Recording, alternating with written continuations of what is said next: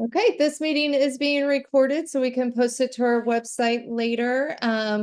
Welcome to Missouri PAT Supervising Training 2. If you weren't able to join the first one earlier, no worries at all. Everyone should have received an email from me on Sunday evening with resources. If you did not receive that email, please go ahead and put your email into the chat along with your name and school district, and I can send that email to you after this is done.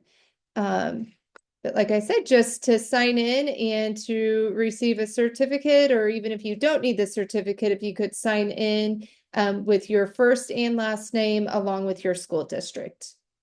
And Lisa, I'm going to turn it over to you.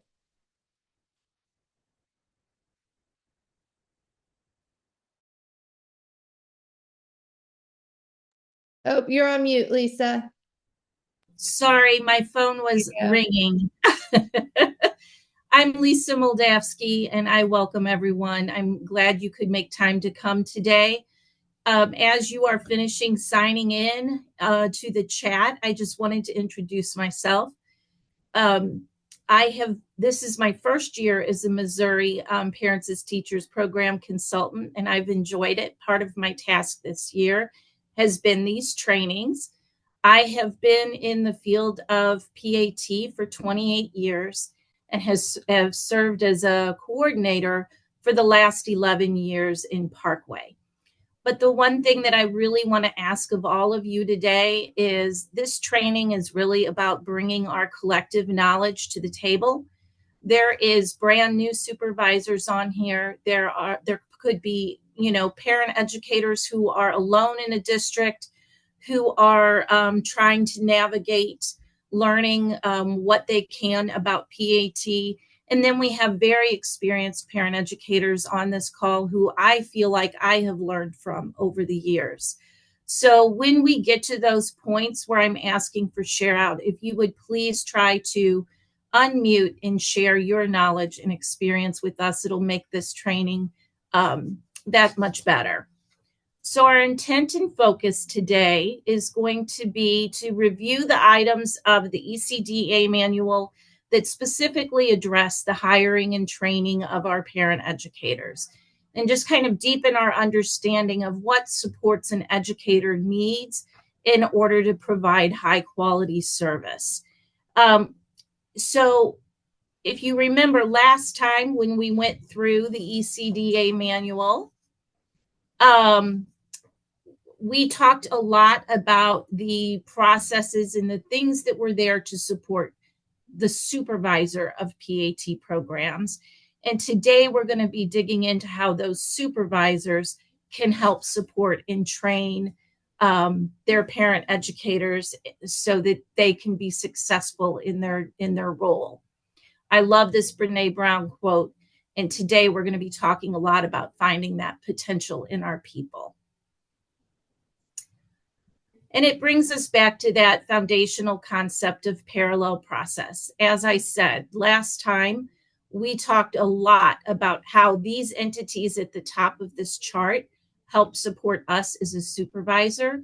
And today our focus is going to be on how the supervisor can help that provide the safe, trusting learning environment for a parent educator so that the parent educators can go out and give that same feeling of support and trust to the families they serve. All right, just a little reminder before we dig in, there is some language in the ECDA manual that's really important for us to remember. When you see the words shall or must in the manual, it means that it is required. If it says recommended, it means it's a preferred method, and should or may is suggested as best practice. As we go through these, if you are a first-year supervisor, one of the things that I recommend is breaking things down into baby steps and really focus on the requirements first, and you can build from there. All right, so we went through all 1 through 10 last time, but there's 3 items that focus specifically on those parent educators. I'm going to do them a little out of order because to me it made sense as far as starting with hiring and interviewing. So item 4, it discusses that the school district shall provide families with access to parent educators who provide parent education services. That's found on page 10 of the ECDA manual. And in this section, it talks about the caseload recommendations, the job description, and the hiring requirements. So we're going to review that ECDA manual requirements first, and then we're going to share some tips and tricks for hiring and interviewing. So caseload recommendations for a parent educator. First of all, why do we have these recommendations? I think it's important, especially if you're a supervisor who has never done visits or who is not currently doing visits, to remember all of the countless hours that go into, into doing the visit. It's not just that 1 hour they're with the family. There's scheduling and prepping and planning and the write-ups afterwards. And so we really want to make sure that we're not overloading the parent educator where they can't do a good job and give high quality service. So for full-time educators, they recommend for the first year that they complete no more than 48 visits per month. And once they're in their second year and beyond, that they complete no more than 60 visits per month. Now, with these recommendations, we want to make sure that those numbers decrease proportionally based on other factors. So if it's part-time, those numbers would decrease. If they're doing visits plus have other tasks or responsibilities within the district, those numbers would also decrease. Item 4 is also going to review for us the minimum requirements for parent educators. And I'm sure that most of us are probably familiar with this. When you look in your ECDA manual, these are explained in much more in depth. But the thing that I think that surprised me reviewing this, I am typically hiring people with a 4-year degree. And so as I was reviewing this for this training, I was reminded that these last 2 areas, if you're hiring someone with 60 semester hours or 5 years of successful experience, you need to contact DESE for approval, and that this last section may require additional training. So, we want to make sure that we have candidates that are well-informed in early childhood and that they're getting the training that they need and have the experience beforehand. All right. I did want to take a minute to talk about Child Care Aware. I think many of you have probably heard Paula Wright talk about the Child Development Associate credential that is available. I do know that this was available through a grant, and I'm not sure what that's going to look like next year, what availability it is. But if you should have a candidate that needs more training, this is a great option. I would say, too, that even a candidate who has an early childhood degree, this is a wonderful opportunity. When I was speaking to Paula about it, she made a really good point that even when you get a 4-year degree in early childhood, there is very little of or nothing on home visiting. And this really does give you some information on best practices in home visiting and working with families. So if you have an applicant applicant or an existing parent educator that you think this might be great training for, I would check out the Child Care Aware website. So a job description is something else that is required. The good news is the Missouri Parent Education Program Support Team has a website that has a lot of great information on it. I am going to try. We were struggling a little bit before we started with sharing. I am going to try to go in and show you this website and show you where these job descriptions are. So I'm hoping that we will move smoothly through that. Can you see the website? Yes. Perfect. All right. So on this website, and I will be referring to it frequently today. So I'm going to show you where these things are now. When you go into MissouriPAT.org, we talked about these at our first supervisors meeting. There are lots of tabs up here that have lots of great resources for supervisors. But if you look here under the Program Supervisors tab, there are sample job descriptions for parent educators. And what we did when we needed to update our job description here is we printed out all of the samples we went through. We highlighted the things that we thought were applicable to us, added the additional pieces that we thought needed to be added, and got rid of things that we thought didn't quite fit what we were doing here. But whenever you have a task like this, it's always great to go and have some examples of what that might look like. And just so you know, there is also sample interview questions on this page. And if you look below, there's program supervisor job descriptions, the program supervisor training, which we'll be talking about a little later. And then we've got the new educator orientation checklist and that family visit consultation tool. All of those items we will be looking at today. All right. So I'm going to hope that we can just hop right back on. Does everybody, can you give me a thumbs up if you're seeing that presentation? All right. It's working. Yay. And what is the purpose of a job description? I think it's just so important, and you're going to hear me say this throughout the training today.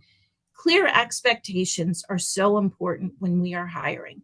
We have to set up our candidates right from the beginning of what our professional expectations are for them as they move into this position. So I do think that it is something that should be reviewed when you are hiring applicants. All right. So I would like to take a few minutes and get some ideas from all of you of when you're doing your hiring and you're looking for a new parent educator, what are some skills and characteristics that you're looking for when you're conducting interviews?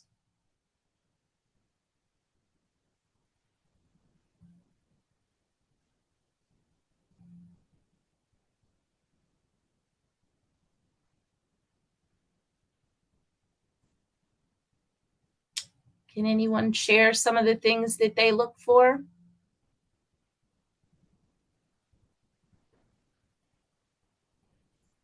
Do you want us to say those out loud rather than commenting in the chat? Yeah, go ahead and say those out loud.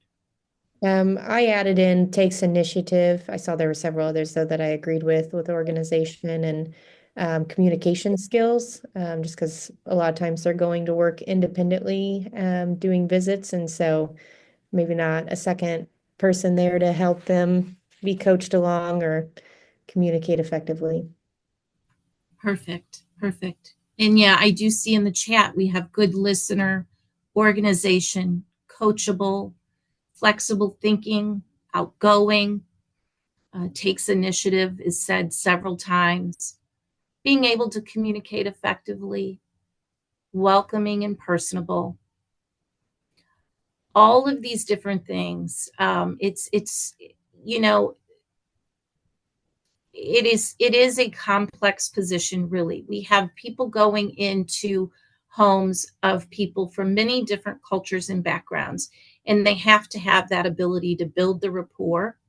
They have to be flexible enough to think on their feet. When we walk in the home, we may have a plan on how that visit's going to go, but we all know that many times we are having to adapt to the situation at hand.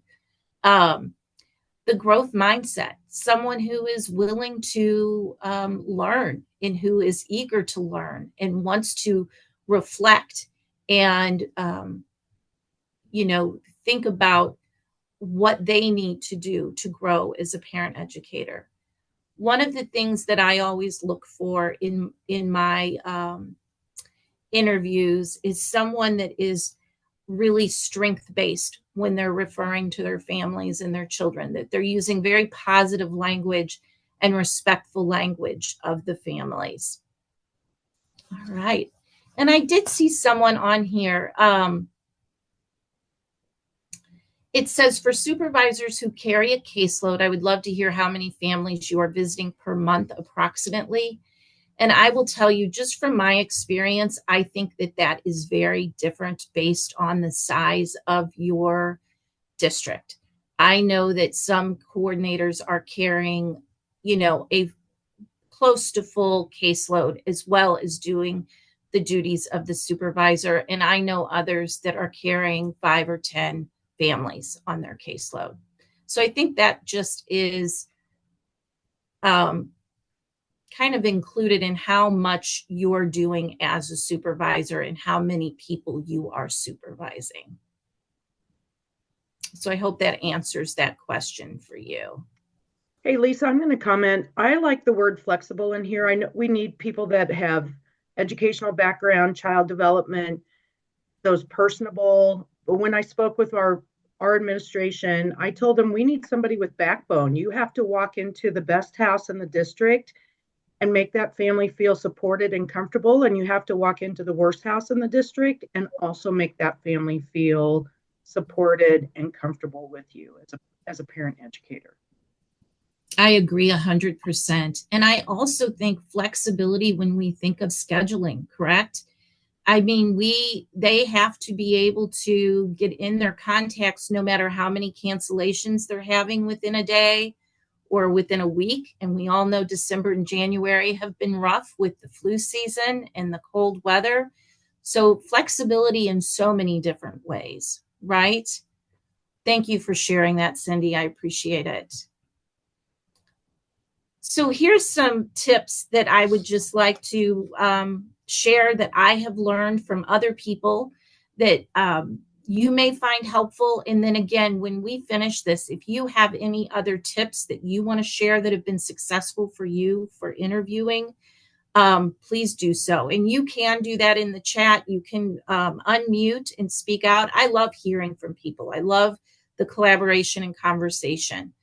So one of the things that was suggested to me years ago that I have found to be the biggest time saver is a screening interview. So before I even bring someone in to interview, I review all of my applications, choose the ones that fit the credentials, and then I make a phone call to each of them. So you could do this by phone, you could do it by Zoom, whichever you prefer. And really, I only take about 10 minutes. I ask 2 basic questions of them. What do you know about parents as teachers, and have you had any experience in this field? And why are you interested in this position? And I have to say, so much can be learned just by those 2 questions. You find out if someone is retiring from a full-time position, is just looking for a part-time position. For me, that opens up the conversation that I need to have about, I'm not sure, what your retirement looks like, but if it is through the teacher retirement system, you may want to check and make sure that the hours that we require are acceptable for you. And you just learn so much that you can move forward in knowing whether this is someone that you would like to interview or not. The second thing that I do during this phone interview, though, is give them information, because as much as I want to know that I think this person might have potential, I want them to really know what they are applying for. So we talk about scheduling and how I can tell them that they're going to average 10 visits a week or 12 visits a week, whatever level that they're at.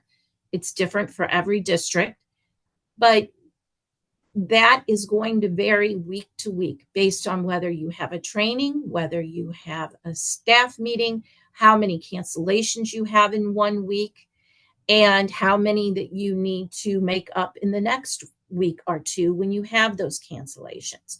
So I really do talk about that flexibility at that point. I also talk about the fact that we need to meet the needs of all of our families and that this will require night visits. I talk about the percentage of night visits that we have here and what that looks like. I've heard of some districts that actually create a sample monthly schedule for them and share that with them. Here is what a month looks like as a PAT. And then the other thing that I cover at that time is just the training and certification expectations that are involved with this. And again, so they know that this is a professional position and that there is going to be a lot of training in that first year that they're going to be required to take.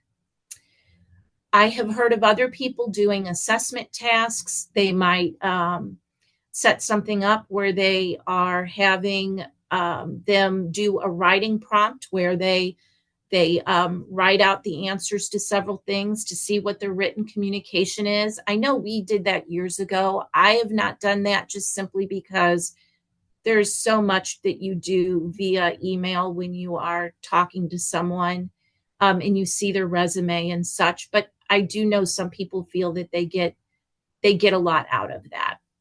I heard about a school district in Kansas City, and I thought this was incredible. They had them actually watch a video of a home visit and to write down things that they saw in the visit in each of the components of the visit structure. So there are all types of different things you can add to see what your potential employer can do. If you have a large enough staff, a team interview is always good. I know here that I have a director that needs to be on that committee, and then I usually bring in one or two parent educators. I love how having different perspectives at the table helps us see the whole person. We have them write down their what their thoughts are on the strengths of the candidate and if they have any concerns. And then the director and I review those sheets and make a decision to move forward. So when you are interviewing a parent educator, do you have some favorite questions that you feel have just really gets to the root of what you're looking for when you are interviewing?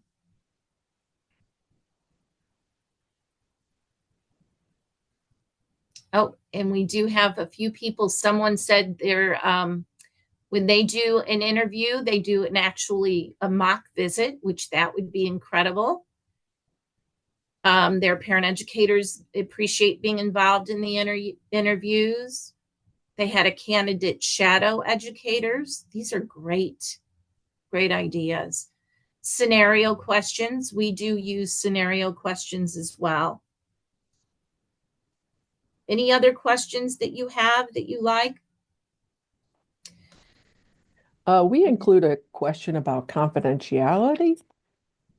Great. And, respecting the conversations that occur, between parent educators, because they all use each other as a resource, but, not using other family names, because districts are small and word spreads fast. And so just making sure like, hey, I have a family, not, oh, this is the Smith family and this is the concern that I have, or this is the help that I need. So making sure that we stay confidential in our conversations, as well as non-judgmental.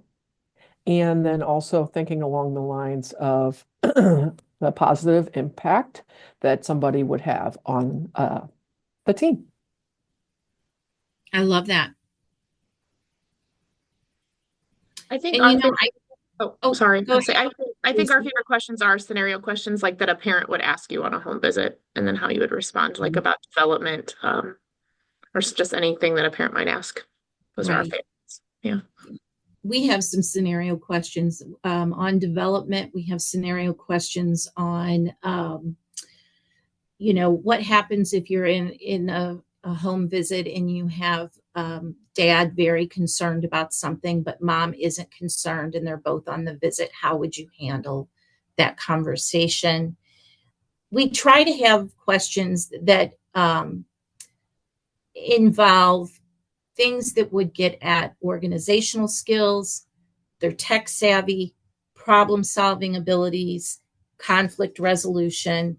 You just want to try to get a good picture of all of the skills that you would be looking for that we mentioned earlier. Sorry, Lisa. We also include a question on there about supporting families as they might go through the evaluation process, either with First Steps or with our early childhood special ed diagnostic team. And so we kind of talk to them about what that looks like and how you would support a family through that, potentially if, you did the screening and what that looks like and what the next steps are and how you would support a family. Great. Yeah, I think that is an important part of their job and something that they do often throughout the year. One of the questions that I find that I get great information from is when I ask about the family that they're visiting having different parenting views than they do, and how will they handle those visits. And of course, what I'm looking for, is that we're not there to tell them how to parent. We are there to help them reach their goals. And I have loved some of the answers we have gotten back from that. And it gets to the point of that they truly understand the job that they are applying for, that they are there to be a guide for the parents. All right. If you, there's a few more scenarios. Let's see. If a family cancels frequently, how will you motivate them for visits? That's a great one. And then Christy, you asked about this, the scheduling. I do not have a chart, and if I can remember who created that, or if someone on here has a scheduling chart that they would be willing to share, if you send it to me, I would be sure to get it out to all of you, or actually could send it to Tracy because she sent you that email with the information. But I personally don't do that. We just talk through it. Someone talks about the 5-year goals. We do that one as well. And she said, thank you, Candace. Francis Howell does have a chart that they will send. Thank you. All right. Yeah, I think it's important to have some problem scenarios in there so that they can think ahead to some of the things that they will be encountering and how they will handle those situations. And you get an idea of how they problem solve because you will see them thinking that through on the spot. If you're wanting more interview questions, there are those sample interview questions I pointed out on that MissouriPAT.org site. And I think there was several of them. So those are great. If you remember last time we talked a lot about networking too, reach out to other supervisors in your region and ask if you would all share your interview questions with each other. All right. Anybody else have anything they wanted to say about things they have learned about interviewing that they would like to share before we move on to item 5? All right. So item 5 of the manual is that the parent educator is going to be trained in the curriculum and will complete the professional development that is required of them annually. And so within this item, the ECDA manual covers all of the trainings that are required, both through Parents as Teachers National Center and through DESE in the Office of Childhood. So the very first one we will look at is once you have hired this person, the trainings that they are required to take through Parents as Teachers National Center. And that is the foundational training and the foundational 2 training. This is still required for the following year. I know we've heard they're doing some changes, but if you are hiring someone for next year, they're still going to be required to take these 2 trainings. And I think that it's important to realize it does take a while to get through these. but you cannot do any visits for children under 3 until the foundational plan or the foundational training has been completed. And you cannot see a child or a family that has a 3 to kindergarten entry until foundational 2 has been completed. So if you have someone that's starting a brand new caseload, this is a little bit easier to navigate because you just give them the families with children under 3 first. And then as they finish that foundational training, you can continue to add on. What gets a little trickier is when you have a new parent educator coming in who is taking over an already existing caseload.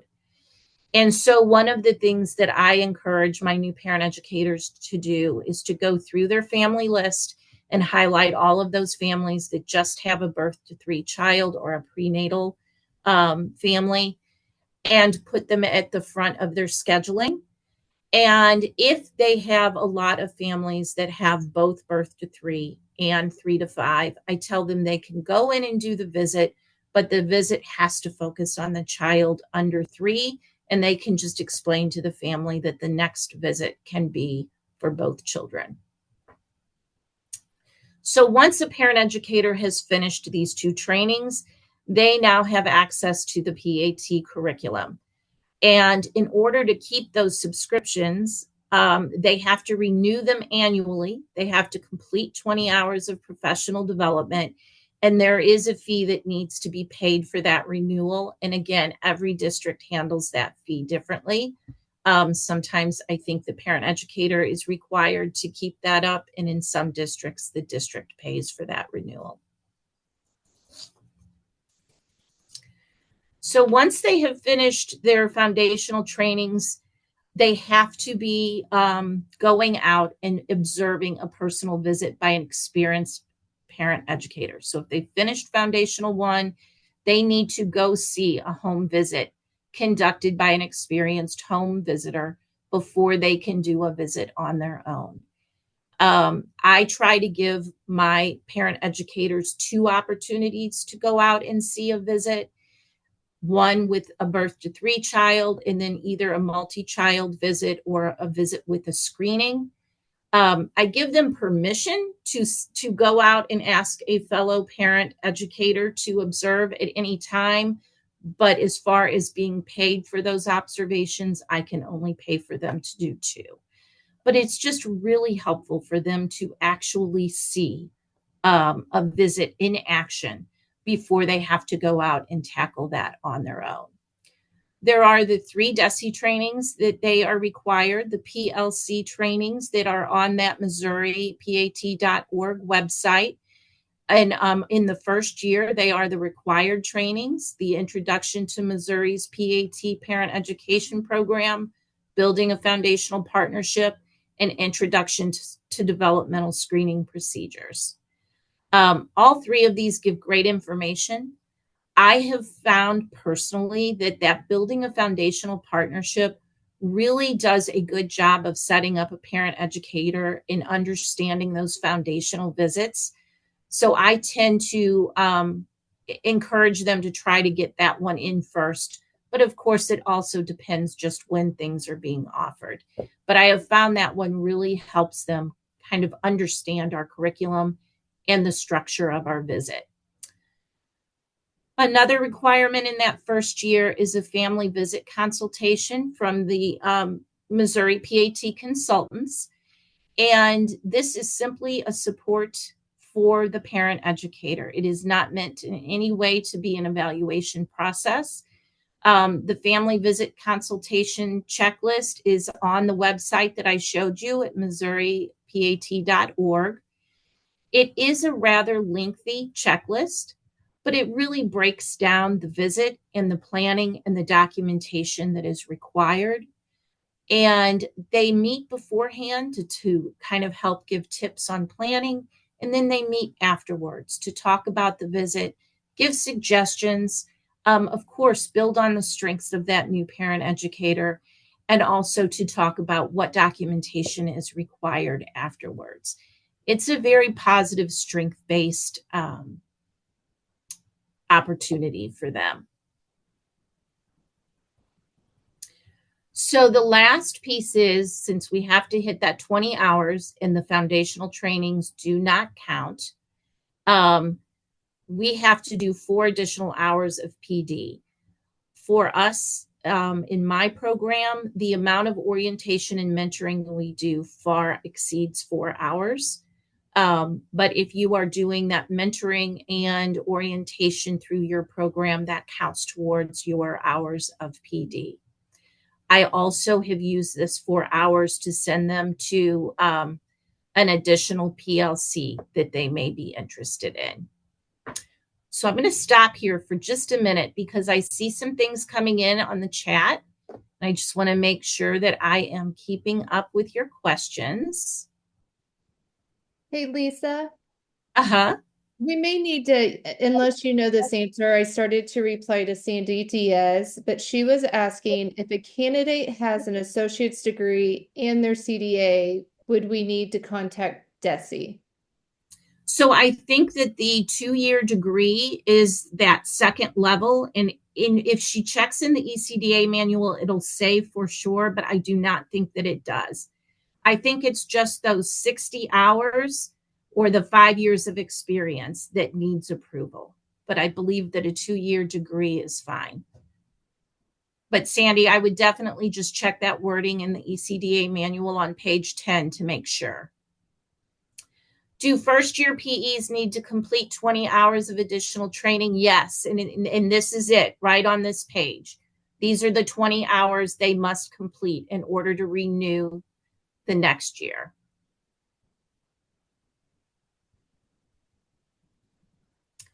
If a new parent educator is hired in March, do they have until the next year to complete the first-year training?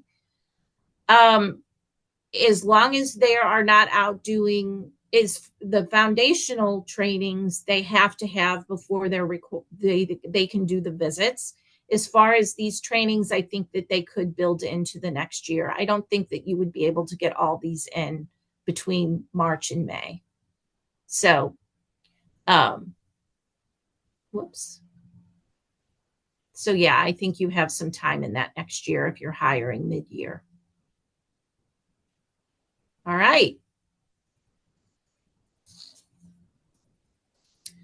I know this seems like a lot for a program supervisor to keep track of. And so in 2 different places, you can find this orientation checklist. I know some districts that they give the checklist to the parent educator and say, you need to keep track of this, make sure that you're hitting all the pieces. And I know some supervisors use this checklist. It's not a requirement that we use this, but it is a phenomenal tool to just help us keep track to make sure that we're giving those new parent educators everything they need before that, in that first year before they get started and even after they get started.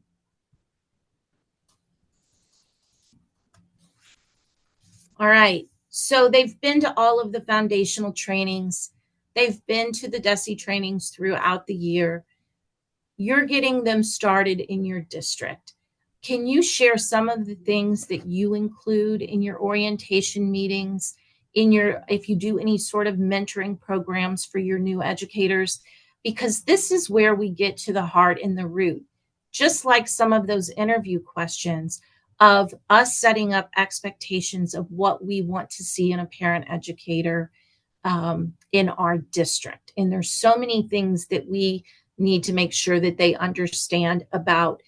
This is your global training, and this is the training that you need for what you specifically need to do for this district. What are some things that you include? Lisa, one of the things I found successful, we just hired an educator in November, and after she had a couple, 4 or 5 visits under her belt, the next staff meeting, everybody was to bring 3 file folders from their visits, and we dispersed and shared them, and it was good for the whole team to look at everybody's file folders. There's that confidentiality thing. We were careful about that as well, but it was good to make sure that file folder is the parent educators. They can, it can look different from one educator to another, but there's certain aspects that we want the same in all files. And that really helped her in those early stages. Yeah, that's a great idea. Any other ideas? Lisa, I have learned that being a parent educator, there is so much information that I've learned to go a little bit at a time, and you can't tell them everything, even the first year. There's just too much. But we have made a point once they've got visits and to looking at the parent-child activities and the different supplies that we have in the office to know, what their options are. Besides just the maintenance type stuff, because there's so much to do. It just takes a while to get all the information in there, I guess, to be successful and to have them stay. I agree. And I think that breaking it into kind of digestible pieces is key. When you are looking at all of the different things that they have to keep track of in a visit, it's a lot. And so breaking it down is helpful. One of the things we just started 2 years ago that I found to be helpful is we did do an orientation in the beginning where we covered all of those things like caseload expectations, the policies of my district, their pay, how their pay is going to work and how they access that. And then we went over just kind of our philosophy and views and things that we do here and take, seriously. But we broke everything else down into monthly mentor meetings. And at each one of those meetings, we covered what was most imperative for that time. So for that first meeting, we would cover Foundational Plan 1. We would talk about contacting and scheduling visits. We would talk about that participation agreement and whatever forms or expectations we had for that first meeting. The next month, we would cover Foundational 2. That's when we would expect them to do a health, hearing, and vision screening. So we would review that and we would talk about the documentation required for that screening. And we move on like that throughout the year. And it really seemed to help them not feeling quite as overwhelmed as they did before. We use that professional growth plan tool to do a lot of those conversations and those meetings. And that is a very helpful tool. It's something concrete, in their face, smart, measurable goals. It's very helpful. Thank you. All right. There's a few things in the chat that sound amazing as well. The mandated reporter training. Some have a handbook or a guide, procedure manual that shares things.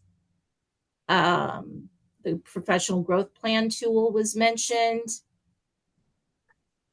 And then the mentor. And I know some people do this, some people don't. We do assign a mentor to a parent educator. They are with them during those monthly meetings. They help them with their files, meet with them if they have a question. So I think a mentor is a great idea. All right, I think we have everything in here.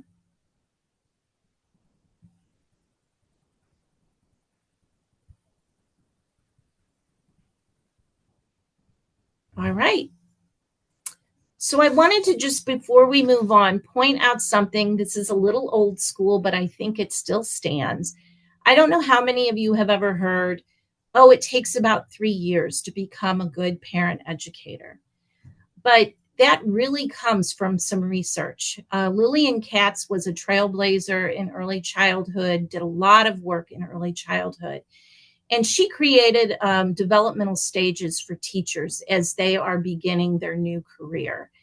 And I kind of changed the wording a little bit to match parent educators. But I think that it's so important to realize that first year or two really is survival, right? A parent educator is just trying to figure it out. They're going day by day. They don't have a lot of time for creativity or thinking out of the box. They're just trying to remember what needs to happen on a visit and what needs to happen after the visit. This is when they need the highest level of support. They need a mentor or a supervisor who can be checking in with them frequently, giving them feedback, just making sure that anything that they are needing, that we're there to provide it for them. And just as we individualize for families, we need to individualize for parent educators. So I may have a parent educator that has worked with the birth to 5 population for 20 years. They're well versed in child development. They have worked with families. Their training is going to look different than someone who maybe does not have that much experience or has never worked with the birth to 3 population. So we need to individualize their needs. I actually found the information on the developmental stages for teachers this year when I was planning for this. And we had one of our monthly mentor meetings. And I could see that some of our new parent educators were looking a little overwhelmed. It was also January, and I think every parent educator is a little overwhelmed in January. But I pulled this up on the screen and talked about and normalized those feelings of I might not be prepared for this job, or I'm not good enough for this job, that those are normal feelings, and you feel like you have an understanding of it, and then another screening comes up or another situation comes up, and it kind of knocks your confidence back, and you just, with experience, will continue to feel more comfortable in these situations. And as you see on this chart, our support can lessen. And what we're hoping is that as that parent educator matures, that they're seeking their own professional development. They are deciding what they need to continue to grow in their profession, and that they actually contribute to the growth of their profession. They might be someone you choose as a mentor, or to run a training, or to work with a new parent educator on a specific skill. So I just think this is a great thing for us to keep in the back of our mind when we're talking about training new parent educators.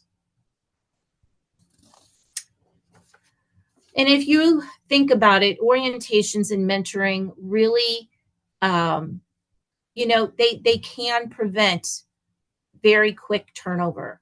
I know that post-COVID, we saw a lot of people come and go. It seemed like a couple years of flux there for me anyway in my district. But I think the more solid you can give them the tools they need and give them the support they need, the more chance they are going to stay on and reach that maturity level of the developmental stages. It also just makes a new hire feel more comfortable and feel that they're in a trusting environment, and fosters that strong work environment. We're building the circles of support just like we do for families. So once you're through your first year, you have to continue to do those 20 hours of training. And there's a few things that they want you to keep in mind when you're choosing those hours. They want the PD to be related to the work of parent educators. So, we know that if you don't have a big early childhood community surrounding you, or you're the only parent educator, you might get pulled into PD that is more for, K-5 or school district related. And that's not what we're looking for in these 20 hours. They have to be related to the work of a parent educator in early childhood. They need to come from a variety of sources. And even though I provide some PD in-house in our meetings, I also make sure that my parent educators get theirs from national webinars, the PLCs that MissouriPAT.org list. And I don't know if you all have noticed this, but on that PLC website, there are now webinars on different topics that are a great resource, especially if you have a parent educator that is struggling with a certain area. You can pick the PD that would be the most helpful for that. And then the PD has to correlate with the competency framework. And I am going to talk more about this. It's from the Institute for Advancement of oh gosh, I always get the full name of this place, Advancement of Family Support Professionals. And we're going to dig into that a little deeper in just a little bit. The last part of item 5 is those professional growth plans. So each year, a parent educator should have a professional growth plan. For a first year, it's pretty well set on what they need to do. But on second year and beyond, the supervisor should really be helping them decide and getting their input on what areas they feel they're very strong in and what areas they feel that they could continue to grow in, and then help them find that professional development that would help with that growth.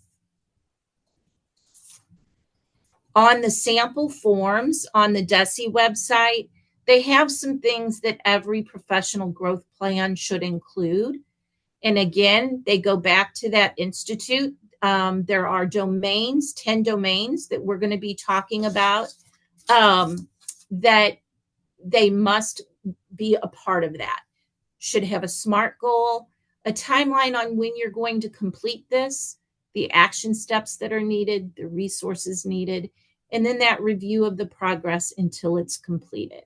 The form is beautiful. I love the form that they have on the website, and it's a great tool for helping your parent educator kind of lay out their plan for learning in that year. So these are the 10 domains that I've been referring to from the Institute for the Advancement of Family Support Professionals. And these domains, they're very broad, but when you go in, they break these down. And we're going to take a few minutes before we take a break to just kind of explore this website. It has been listed in our ECDA manual for a few years now. And it is just a wealth of knowledge and resources that can help you not only plan professional development, it can help you with reflective coaching ideas, and it can help you in planning these professional growth plans. So these are the 10 domains. I'm going to go back for a minute. Here is the home page. And there are, I don't even know how many modules of training on this website, but they're all listed here. But what I would like to do is go under resources, and there is a link for a pre-assessment. Now, I will tell you, this pre-assessment is very lengthy. It takes several hours, and it is, I think they said 170 questions. So I'm not sure that that's something that you would want to do, but it is very possibly a tool that you could use if you have someone that doesn't quite have the experience that you are looking for and you want to give them the additional training. One of the tools on this site that we have found the most helpful is at this link right here, where it says National Family Support Professional Competency Framework. And it brings you to this page. And here is where, can you guys see this? Are we all good? All right. It lists each one of these domains. And I'm going to try to zoom in. I would assume that you are having a hard time seeing that. It's very small. So it lists each domain. And under each domain are dimensions. So different categories that go under this. When I take you down further into this document, it is going to show you that each dimension also has components. When you take the pre-assessment, it will actually give you results that tell you exactly which domains and dimensions you need to focus your professional development on, or that you need to focus your growth on. So let's say someone chooses infant and early childhood development as their goal for their professional growth plan. That's very general. We're going to want them to break that down a little bit. So if you go down to that domain, It gives you an overview of what is included in that domain, and then it breaks down those dimensions. So for the first one, typical and atypical development, there is 4 components. And you will see that every component is broken down into 3 skill levels.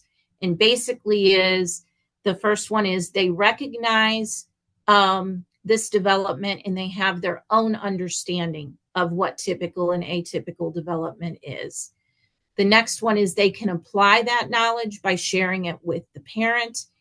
And the third is they can extend that knowledge by coaching the parent to do the skills that they have learned. Okay. So Lisa? Yes. Can I ask a question? Sure. Okay, for that assessment, you said it has like 170 questions. Is it meant to be done all in one setting, or can you break it up? You know what? I am not sure about that, Rachel. I just don't know. I think you would have to go in and play with it, begin Okay. it and see if it would let you pause it. You would think something that lengthy that they would let you do in pieces. Yes. Okay, thank you. Yeah. And, 1 year we were doing reflective coaching and we were trying to figure out topics that we wanted to talk about. And we actually just went through this pamphlet and found an area that we wanted to be our yearly focus. And we picked a topic to go into each one of those coaching meetings. So, so it's really good. I do want to show you one other thing here. I'm going to go out of this and back here. And someone give me a shout out at any point you can't see what I have on my screen. But under your compass, once you take that pre-assessment, it will give you your scores on a document like this. So if the circle is green, that means you've completed that competency. If it's purple, it means further training is required. What I love about this tool is if you click in, again, it tells you specifically what areas were their strength and what their weaknesses were.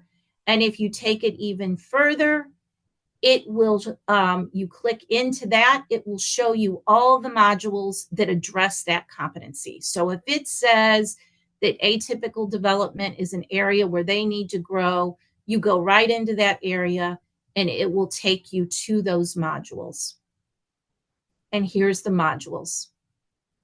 All right. So I don't know how many of you have used this, but to me, this has been a lifesaver. Because when you talk about individualizing, this is going to be good information for a first year or for a 20-year, and they can individualize it to their needs. All right. Let's catch up here. And then I just listed a few of these other PD resources. So, as you go through these, many of them are in the ECDA manual. This last few are just ones that I have found that have great modules and resources. That's the 0 to 3 website. Healthychildren.org is actually through the American Academy of Pediatrics. It has great information. Brazelton Touchpoints has some free training sometimes, although I have noticed now that we're past COVID, there's more of them that have a fee related.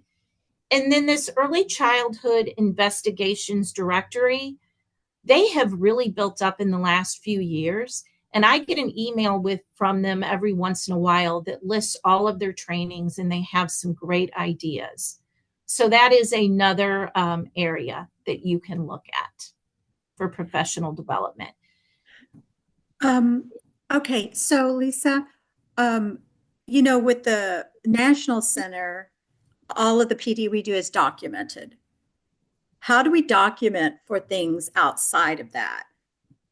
I have my people get the certificate that shows completion, or if it is a webinar, that they have had to access, I have them print out that email that shows that they attended. Because whenever, like this early childhood investigations, I believe it's the site where after you have seen the training, you get an email that says, thank you for joining us. Here is a review of that. And I think that's up to each supervisor how they want to set up those things, because you do want to verify that they're getting their professional development. So, is it monitored through DESE? I mean, or is it monitored through our program? All of the PLCs that you take through MissouriPAT.org are monitored and they receive certificates. Some of these other websites, you're going to have to dig in and see how you can verify that they've had that training and what you decide to do to make sure that they do it. Like I have mine get approval to use something beyond the PLCs. They get the approval from me, and then they send me the email verification for their documentation. Okay. And do we like put this information in core data that these things have been met? I don't know that that's related to core data, but I have all of my parent educators have a professional development tracker in their professional growth plan that covers all of that. Okay. It's their documentation of everything they've done in the year. Okay, great. Thank you. And then I keep a copy of that. All right, we are going to take a little break here. We are right on the hour, so we're running on time. Just take about 5 minutes, get up and stretch. These trainings are great, but they can be very difficult sitting this long. And I'll see you back here in 5 minutes. If you did not originally sign in the chat with your full name and school district, just please make sure you do that before the end.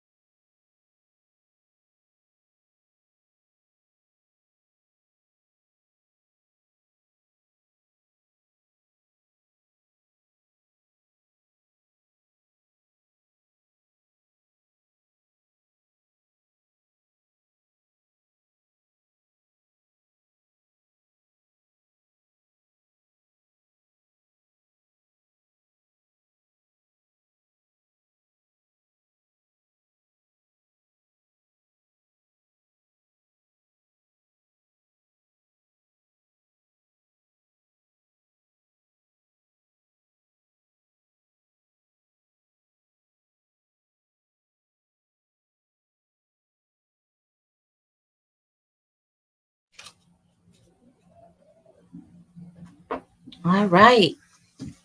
We are ready to start part 2. I don't know if all of you are checking out the chat, but I just love seeing all of the collaboration and sharing of resources online. That is phenomenal. And there was another great resource mentioned that I want to be sure that everybody hears about. It's the developingchild.harvard.edu. And I have been on this website before. It is phenomenal. So that is another great one to add to your list for resources for professional development. The other thing is, if you feel like you've missed a website or anything like that, remember that I sent you a sheet, or Tracy sent it in the beginning. It has all your resources outlined and all of these websites so that you can go right to them. All right. All right. So we are ready to continue. We are going to move on. And I told you we're going to go a little out of order. The last item we're going to look at is item 3.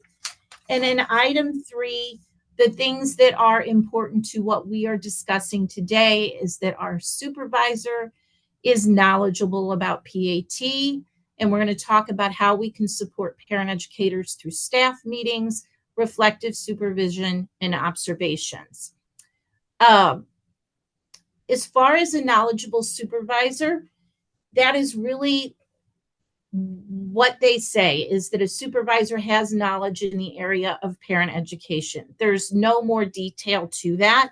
So one of the things that I wanted to do, especially for our first and second year supervisors, is to review a little bit those resources that are available to you to help you learn more about PAT, especially if you have limited experience in that area.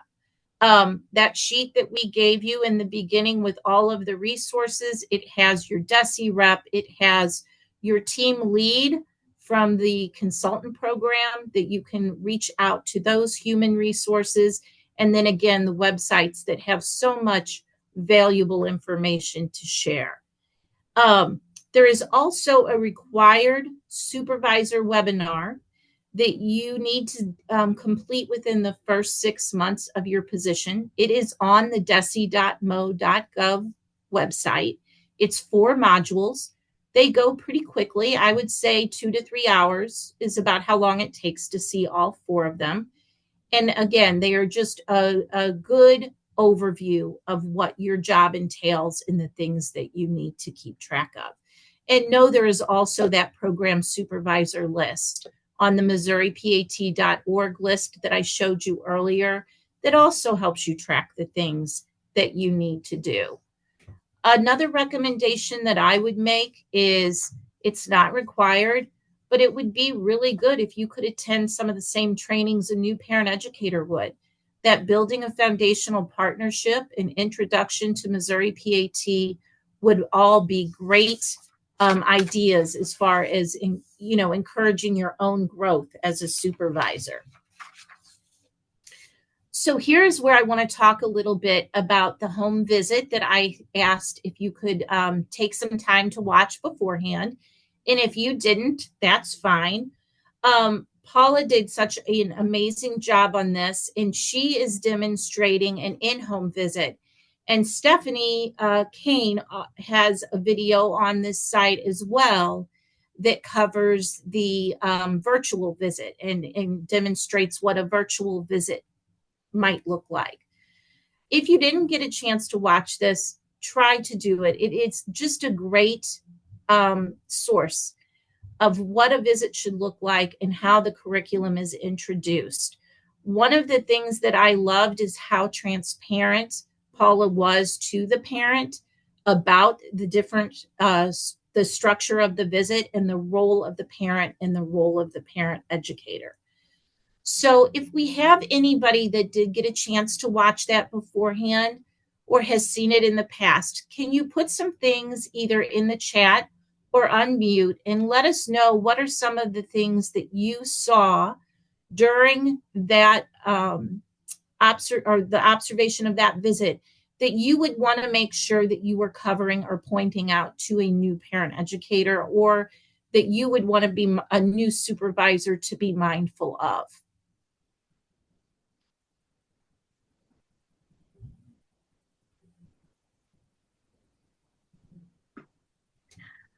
I think the most important thing is that the parent educator establishes the rapport with the family and has that positive relationship. I honestly believe that if you have that positive relationship, they will definitely be open to you, and you need that information for from the parent and and about the child. And if they're struggling, you need to be supportive. So Absolutely.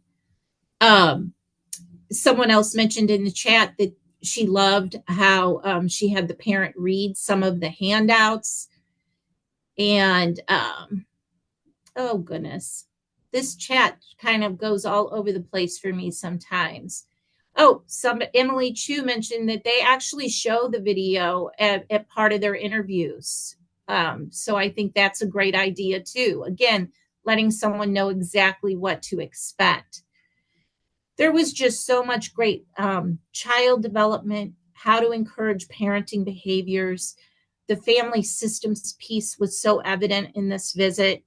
And again, like I said, I just loved the way she said, my role as a parent educator. And she said that several times, and your role as a parent. And it really empowered the mom. So if you haven't seen this great tool, yes, you could use it for applicants and people who are interviewing. You can find this home visit. It's at that MissouriPAT.org.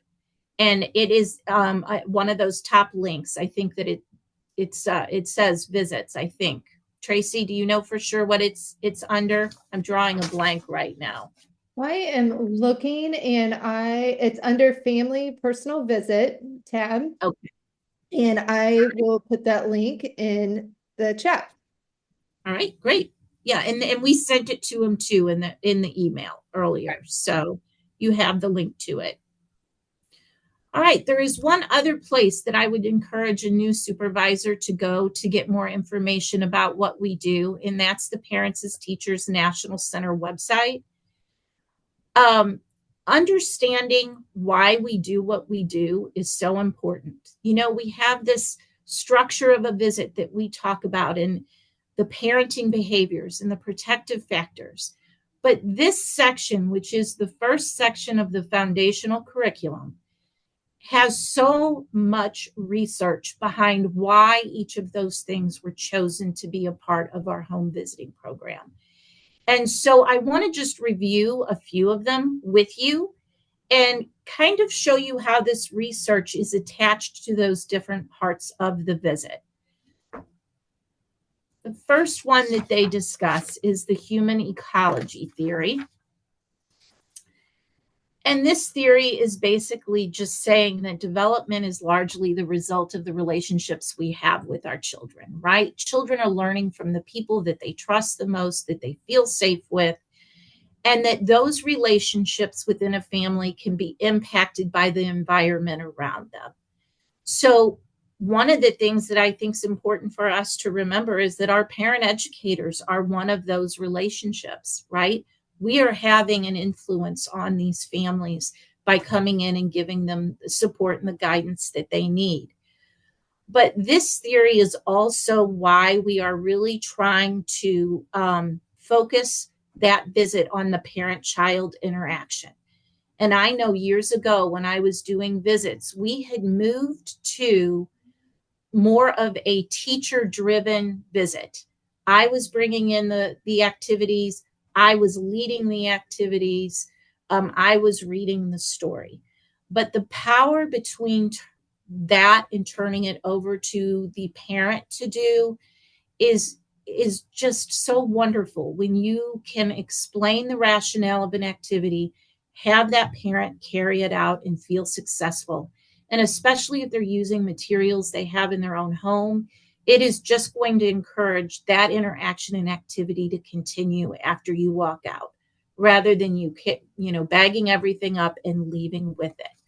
So this is an important piece to that parent-child interaction portion of the visit, as well as the tenets of child development. And so these are some of the things that you will see placed throughout our curriculum that is information that we are trying to help parents understand. And so, of course, as a supervisor, this is important for us to understand as well. The two most important things to a child's development is a safe relationship and hands-on materials. And so I think that, this again is another theory that just upholds that parent-child interaction part of the visit. For our development-centered parenting, there's the developmental parenting approach, which basically is parents are their child's first teachers, and what they do to support their child is going to prepare them for the rest of their life, not only kindergarten readiness, but beyond. And the key concept behind this is what we talk about so often with our parent educators, is that a parent has to change their approach to learning based on the age and the development of the child. So what we're talking to parents about at 6 months or at 2 years of age or at 4 years of age about sleep or nutrition or discipline is going to change. And so that is impacting that middle section of the visit in development-centered parenting. And then there's the family systems theory. I find this one really intriguing. It's basically any member of the family's experiences, both past and present, and what they're going through is going to impact the whole family. And we see this in our families when perhaps someone in the family has lost a job.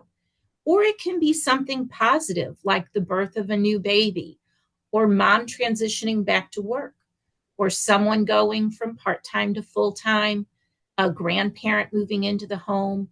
There are so many things that happen within a family that they need to adjust to and try to restore balance. And so that's why family well-being is such a crucial part of the visit. And having a family understand that is important as well, that what is impacting mom and dad is going to have an impact on the whole family, and how can we control the stress and build a resilient family to get through the crises that we all run up against. The construct of empowerment and self-efficacy theory is that whole idea that we want to build empowerment, right? This is where the goal setting comes from. We're not coming in saying this is how you do it. We are coming in and saying, what do you see for yourself as a parent? What do you wish and hope for as a parent? And how can we help you get there? And that's through that goal setting, again, breaking things down into baby steps so it's not too overwhelming, and building up their confidence and belief that they have the power to raise a child and to advocate for that child and be a positive influence on their growth and development. And again, this construct of empowerment goes back to the role of having that parent engaged in that visit rather than us coming in and kind of being the star of the show with the activities. The strengthening families approach, these are our protective factors. Not only are we strength-based and build on the strengths of the family, but we're also very proactive in trying to build up these factors. And I think that it's also really cool to realize a parent educator plays the role in all 5 of these protective factors. We do help build resilience through that empowerment theory and self-efficacy and building their confidence. We are helping them understand their child's development and the importance of social emotional development. We not only refer them to concrete supports, but we are also a concrete support in our visits with them as well. And the same as that social support. For many of our families, they may be isolated at home, and having us come out into their home is one relationship that they have that can help strengthen them. But we can also help encourage those other relationships with family and friends. There are other resources on this page that cover, the partnering, facilitating, and reflecting of a parent educator, cultural competence, family engagement, ethics and boundaries. It really is just filled with so much information for a brand new supervisor to help you understand exactly what you are trying to observe and teach and support with your new parent educators and all of your parent educators. I want to show you one other thing here. Let me make sure I get to the right page. There are some additional materials from the foundational trainings that have been included on here, and there's two that I would just really like to point out to you. The one is the framework for how Parents as Teachers works, and this is basically just reviewing what we talked about. Here are those theoretical foundations, the approach of partnering, facilitating, and reflecting, the curriculum that we use, the areas that we emphasize in a visit, and those core competencies that are expected. All of that leads into high quality service delivery. So this is a great thing for a supervisor to look at when they're thinking about how they're guiding their program.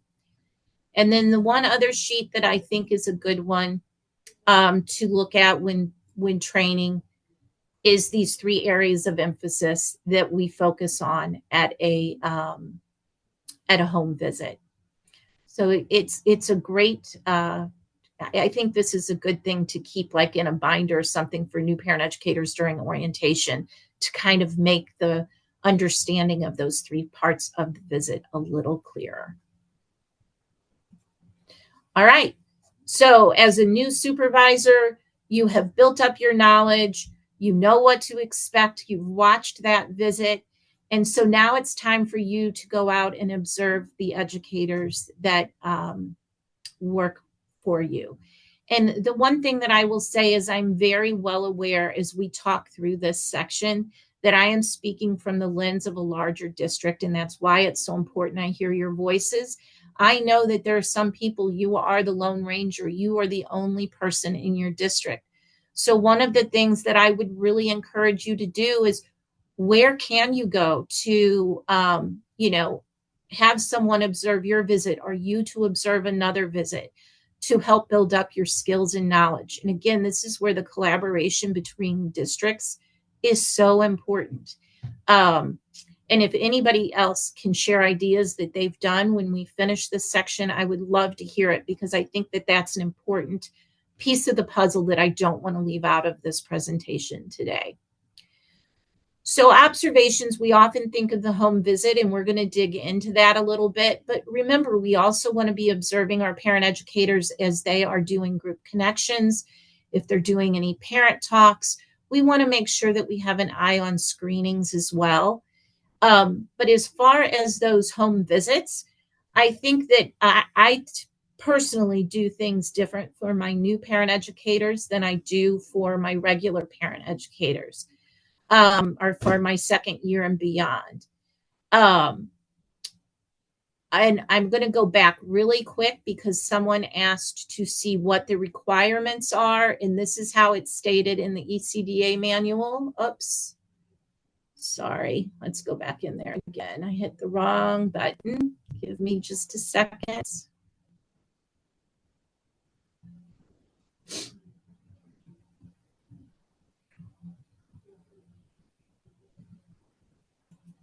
There we go. This is how it's stated in the ECDA manual. And then I'm just going to go on to the next slide, which is telling you tips and tricks that I've learned or that I have learned from other coordinators.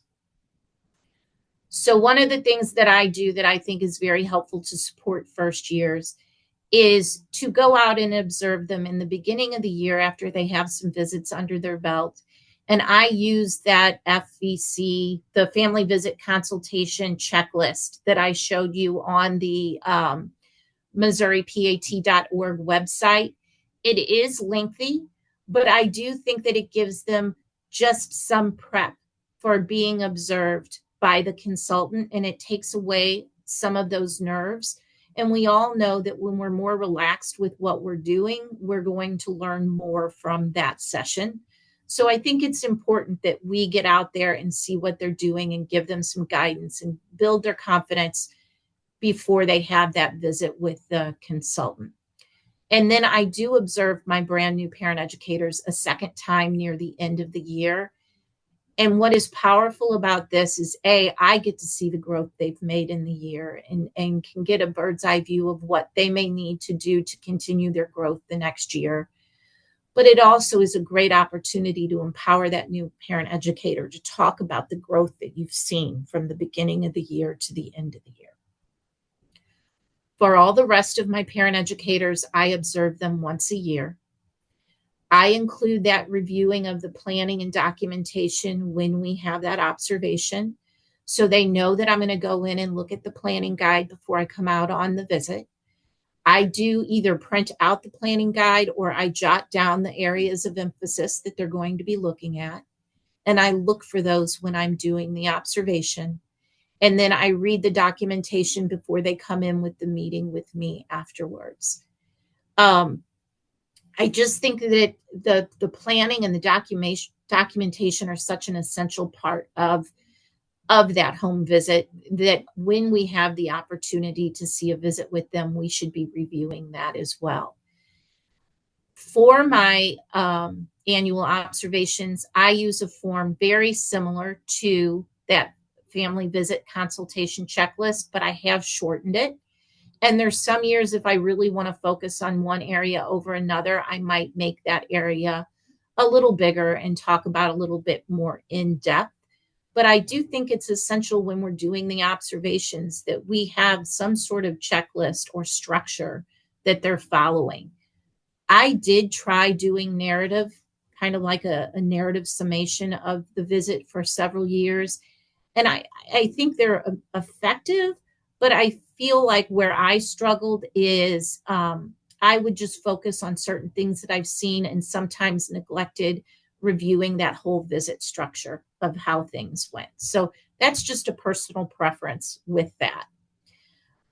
We also provide other observation opportunities here in our district. Our director goes out and sees about a third of our staff every year. So about every third year, they get that additional observation.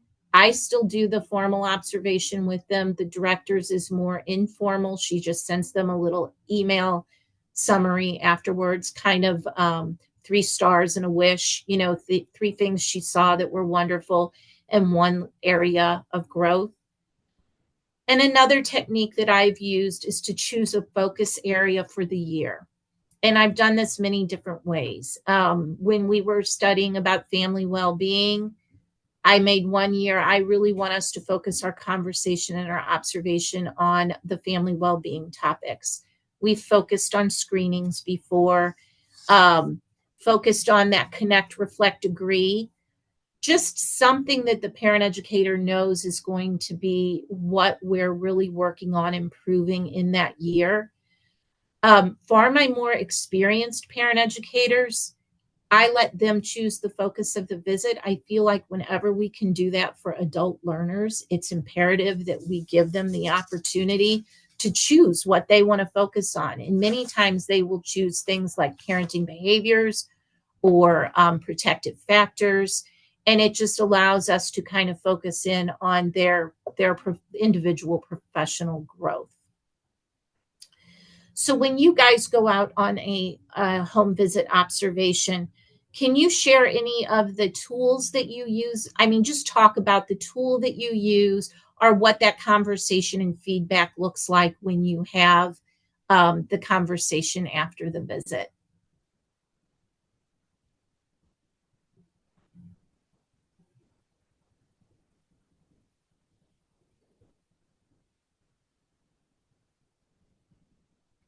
I've used the FBC document and I take notes and then when we go back and review it, I let them know that I wasn't expecting everything on the checklist. But I did want to see, at least a few things in each area. And some of that, if there was something critical that was missing, I would give that in some of the feedback or what to do next and stuff like that. But definitely pointed out all the strengths I saw. I always start with all the strengths I saw, and I list as many as I throughout the visit as I can in each of those areas. And then again, just provide maybe one or two areas of growth.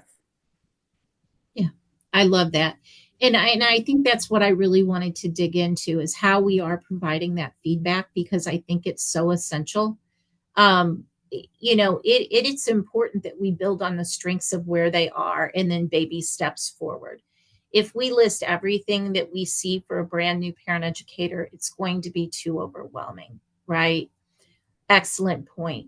The other thing that I like to suggest for feedback is that we make sure our feedback is really specific. And, we talk about this even when we're talking to the parent about the feedback that they give to the child or that the parent educator gives to the parent. And it's the same for us. Instead of saying things like, you did a nice job on the connect, reflect, agree, or you did a great job doing this, it is so much better to say, when you spoke to the parent about what you were going to do on the visit, you helped prepare them for the topics at hand, and it helped centered and focused the visit, which can help increase engagement. I mean, it's really helpful when we talk about why the little things they're doing can help and impact, their growth in the future. All right. And I'm looking at the time, so I'm going to move a little faster. Staff meetings and reflective supervision. This is the ECDA language. We need to provide direct supervision of staff through a variety of methods. There is no number of meetings or anything like that. If you are in a very, very small district or you are on your own, this would be another area where I would say, can you join up with another district and work together? Maybe even taking turns of picking topics and creating an agenda for a staff meeting. Trying to get yourself as a supervisor or as a lone parent educator the support that you're needing to move forward. Just some ideas for staff meetings. Agendas are always great. It just works like a connect, reflect, agree, right? It gives them an idea of what is going to be covered. It helps focus them and gives purpose to the time being spent together. I have a large staff, and we all know that as a parent educator, you're very isolated.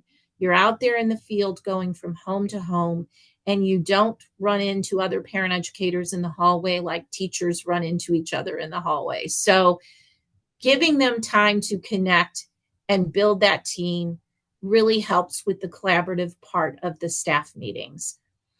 I've always heard that it's best to keep business, on the small end for a staff meeting. You don't want to spend a lot of time just going over something that could either be listed on your agenda or could be in an email or newsletter. I find sharing data is good if we do it in a celebratory way and if we do it in limited fashion. I think it gets very old if every time we meet for a staff meeting, and we meet monthly, if we're going over the numbers. I do that more on an individual basis, to be honest with you. I kind of keep that out, but there are sometimes great things to celebrate. And I think those are good things to bring forward. We have a lot of good collaborative discussions. When people were feeling down in January and they're like, the cancellations are crazy and there's so much sickness and people are not going virtual, we spent 20 minutes of a staff meeting for people sharing the language that they use to encourage parents to keep their visits and to encourage parents to move to virtual if they needed to. I've also used my staff meetings for professional development and have brought in speakers or someone to talk to them about something that's specific to PAT. All right. Has anyone had something that they have done in a staff meeting that they have found very successful that they would want to share? I know you guys are full of good ideas for staff meetings. I hear about them at different events. We are actually watching the video of Paula and the home visit.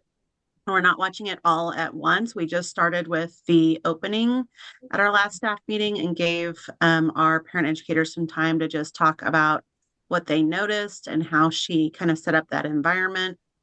And we will plan to watch short segments ongoing each at our next few staff meetings. And we gave them the FVC to be looking to see, like, is she hitting all the things that she should be hitting? Yeah, I love that. And I want to do the same thing with my staff this year. And I love the way you're breaking it down. And with that visit, it's very easy to do it that way.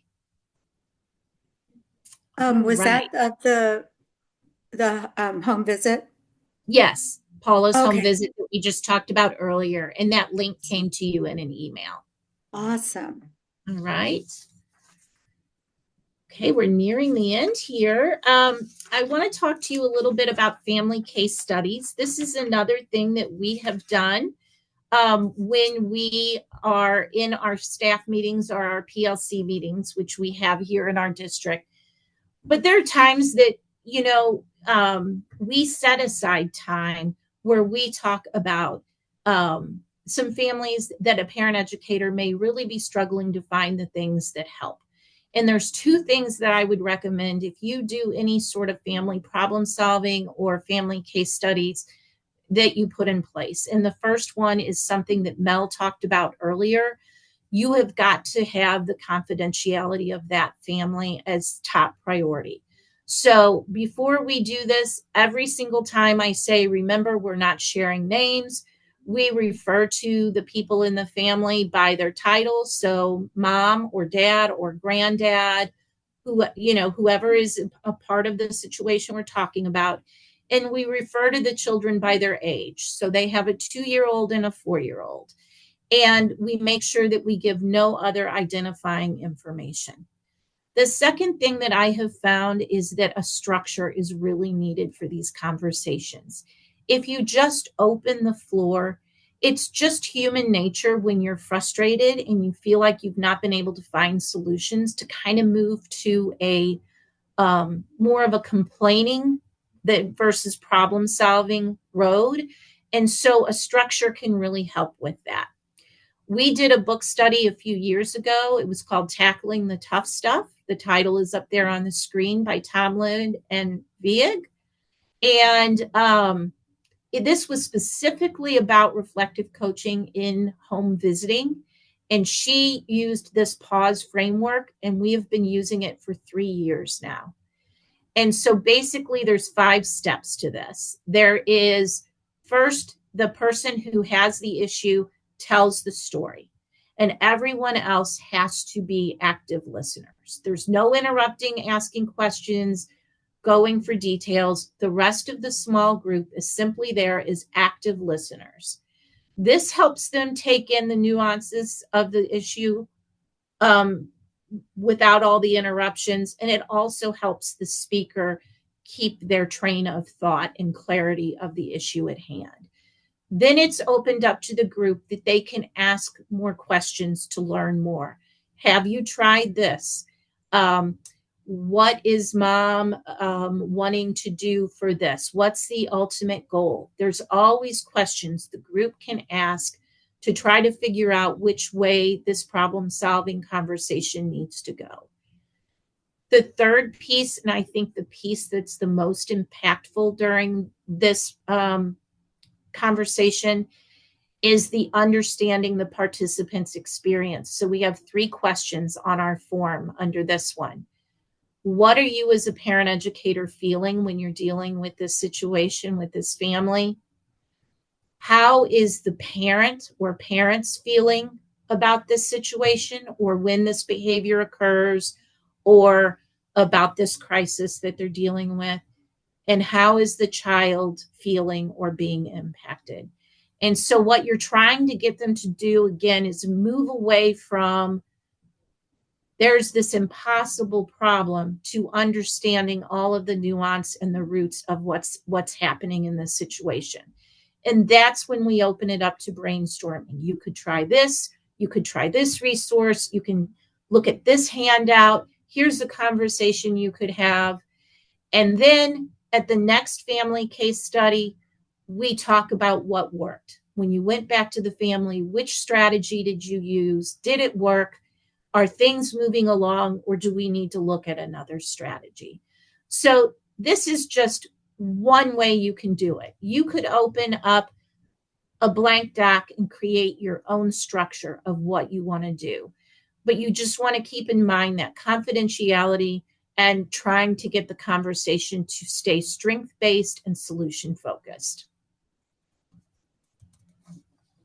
All right, we're going to go on to reflective supervision. This is a great quote from John Dewey that I believe to be very true. You know, even with professional development, when we go to professional development, the true learning comes from stopping and reflecting on what we learned when we are there. We as supervisors are doing reflective coaching or supervising all the time. Staff members come in, they have a situation that they're dealing with, and they want your input on what some possible solutions are. And so this is a great time to kind of have them reflect on, how they're feeling, how they're handling it, and what are some ideas for them to move forward. We also are doing a little bit more formal reflective coaching that we meet 6 times a year. And I have parent educator leads who meet with each staff member one-on-one.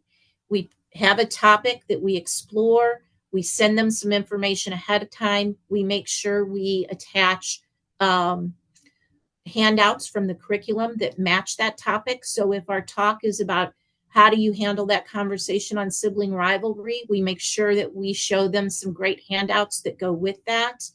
And again, we do not do data in these meetings. Those are conversations that happen with me monthly. I send them an email when we do their time log check and everything.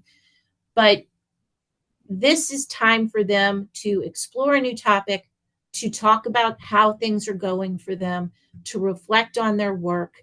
And at the end of each one of our meetings, we actually have them set a little mini goal for themselves.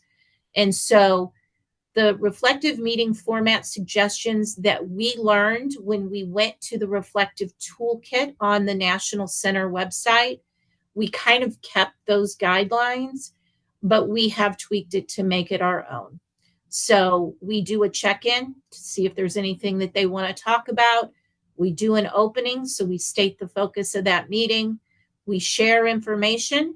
We ask them to share things that they have going on with their family or something that they're struggling with, a new procedure or anything like that.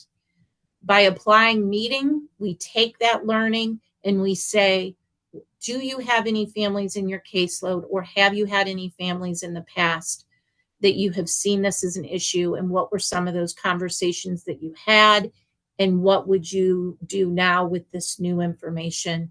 And then moving forward, as we say, is there anything you want to take from this that you want to try before our next meeting together? Again, it's just another small way to get them to think about continually working on improving our practice as a parent educator. Real quick, these are the benefits of reflective coaching. I will say it's one of the few things that I have done with my staff where, we had very high buy-in the first year we did it. And of course, we happened to start it in the year of COVID, and it just was such a great connection and tool for people. And I really think it got us through that really tough year. But it has continued to grow in popularity, and our parent educators really seem to get a lot from it. And I'm going to let you just take a look at this real quick. These were some of the success stories we heard back. All right. At the end of the year, I also like to have a short meeting with my parent educators for my district, I am required to do a job appraisal. And we had very specific criteria that our appraisal had to fit. So it looks very much like a teacher evaluation, but it has been changed to fit what a parent educator does. And I think that one of the things that are most important about this is I use the tool as a reflection. So the parent educator fills it out, and then we talk about what their strengths are, what areas they'd like to continue to grow on, what were some of the successes for the year, what were some of their challenges. This is also a good time if there's been big change during the year to talk about how they've incorporated that change and what successes they've had in starting, whether it be a new documentation requirement or a new screening, whatever it is that comes our way. These end of year meetings are a great way to just kind of see where they are in their growth of that change.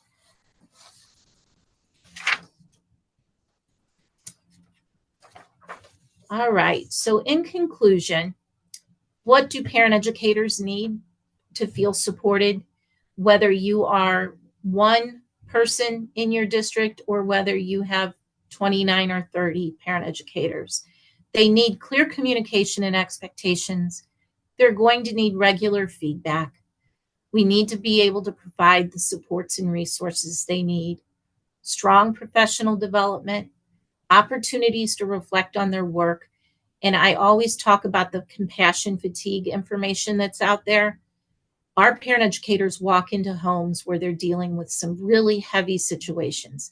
They need a chance to process that, and they need to know they have someone that they can share that burden with. They shouldn't be walking that path alone. And then they are deserving of a positive and strength-based work environment with someone who understands the complexities of their job and is willing to be their cheerleader and their supporter. So as we close up here today, I just wanted this, you have this chart on the document. It just lists the regions, who your DESE contact is, who your team lead is from the consultant group. And then one last Brene Brown quote. What I would like to say here is being a supervisor, if you are a new supervisor, well, and even if you have experience supervising, you've got to be willing to continue learning on your own and to be curious and continue to build your own knowledge. And you have to be willing to try again. Failure is a part of any job. I know there are many staff meetings or one-on-one situations that I did not handle the way I wish I had. And if you are a brand new parent educator, a supervisor, giving yourself the grace that being a leader for your program, it takes a lot of trial and error and practice and support. So reach out and get that support that you need. So I'm hoping that I was able to give, each of you just a little something to think about and to grow in your own knowledge. We've talked about how we begin from the very beginning in setting up caseloads, how we hire, providing that professional development and supporting those growth plans, and then how we can support through that reflective coaching and staff meetings. What I would really love for you to do is to take just a minute to think about one thing that you learned and what you want to carry forward. And then I know Tracy is going to be adding a link. Tracy, do you have a link to an evaluation that they're going to need to fill out for today's event? Correct, Lisa. I just posted it in the chat. Okay. And while you're filling that out, we have about 5 minutes. I am just going to take a few minutes to review the chat and see if there were any questions that I missed.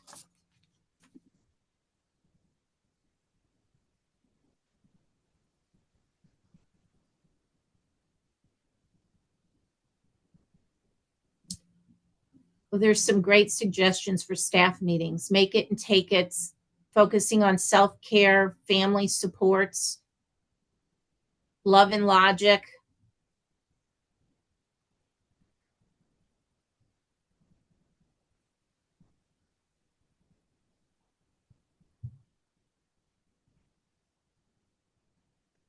Katie, you had just asked for the end of the year evaluation. Are you speaking to the one that goes out to families in your program? No, maybe I misunderstood. I thought she said she had a form that was more geared towards an educator. Maybe I Yeah, misunderstood. and that is what I use for my district. I'm happy to share that. I will say it is not my favorite. I really had to follow some district guidelines on that. Okay. But if you would like a copy of it, I am more than happy to send that to you. I mean, if you don't mind sharing, right now I use the same evaluation form I use for all my teachers, and it's pretty hard to sometimes to make the PAT Yeah, and the mesh. absolutely. So yeah, if you don't mind sharing, I won't guarantee I'll be able to use it either because of district requirements, but at least I could take it back to central office. And your email is in the chat. I can add that real quick. Thank you.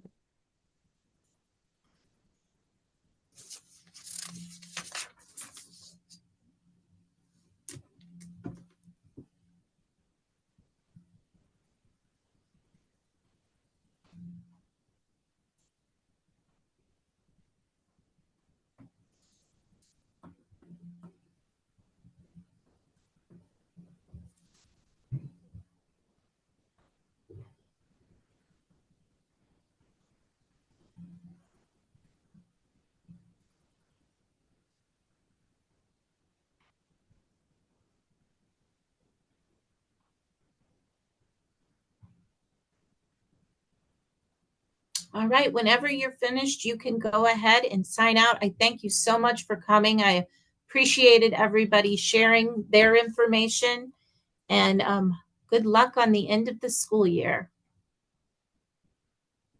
And then Tracy, if you'll give me just a minute here, I need to grab some of these emails.